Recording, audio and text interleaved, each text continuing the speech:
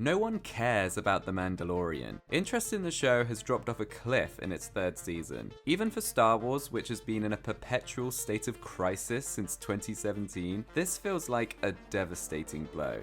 So why is it happening? I would argue that the very reason why die-hard Star Wars followers love The Mandalorian so much is exactly why most other people are switching off. The complete dependency on obscure characters and story elements established by the Clone Wars and Rebels has all but killed the show for casual viewers. Star Wars used to be the most accessible, bankable franchise in the world. It was the cinematic equivalent of McDonald's. So whoever thought it was a good idea to make it this esoteric should probably be shown the door. Hey, I love Ahsoka Tano as much as the next person, and I was excited to see her jump into live action. But maybe it should have stopped there because, and this might make some people angry, the Clone Wars and Rebels are children's cartoons. I get it, some episodes are more mature than others and some character arcs are compelling, but it doesn't change the fact that they are cartoons that exist to entertain young kids on Saturday mornings. But hasn't Star Wars always been for kids, you may be thinking? Well, yes, that's absolutely true, but I would argue that the original trilogy and to a lesser extent the prequels fall into the same all-ages category as the golden age of Pixar. Movies for kids, but with plenty of stuff in there for adults too. Everyone has a good time.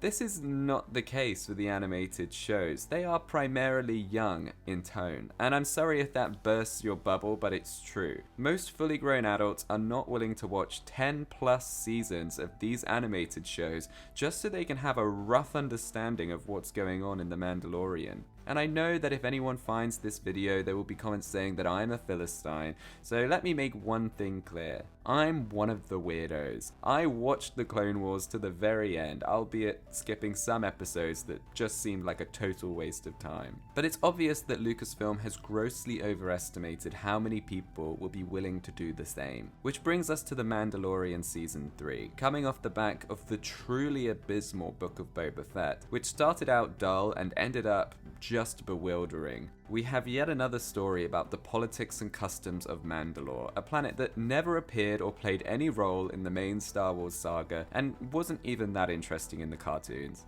There is not a doubt in my mind that the only reason Star Wars as a franchise is so fixated on Mandalorian culture right now is because of the merch. John said, "I'm all about the merch. Cut me and I bleed merch." It's the only explanation because who cares about this stuff? Like, I'm sorry, but who cares? Who cares if he took off his helmet? Who cares if the planet is still inhabitable? Who cares which character holds that stupid looking glow-in-the-dark toy? There's no emotional stakes in any of this because Mando and his cult are largely devoid of any personality. I mean, who exactly are we rooting for? Stoic Mando? The cartoon lady? This little freak? Are you telling me there's nothing more interesting going on in the entire universe? Because Andor would suggest otherwise. It feels like every generation has its own Star Wars is dead moment. Those who were alive when the original trilogy began viciously hated the prequels, while fans who grew up on the prequels were less convinced by Disney's sequels. Of course, in both cases, strong box office numbers provided a compelling counter-argument to claims of the franchise being past its prime, but this recent collapse in interest for The Mandalorian, combined with a film slate consisting of duds and total non-starters, is painting a pretty grim picture. Star Wars needs to pull its head out from the character encyclopedia for a second and just remember what made the original trilogy so popular. It wasn't weird religious cults. It was an ordinary person whisked away on an extraordinary adventure. A group of friends working together in the face of seemingly insurmountable odds. It was a timeless tale of good versus evil. Sadly, in both the Disney canon and the real world, evil won.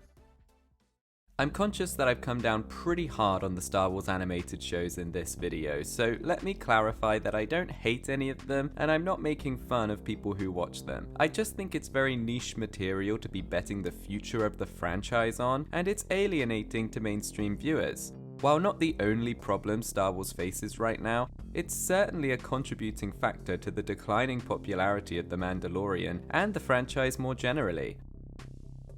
But what do you think? Let me know in the comments section below, like the video if you enjoyed, and subscribe to Movies and Cool Stuff for more.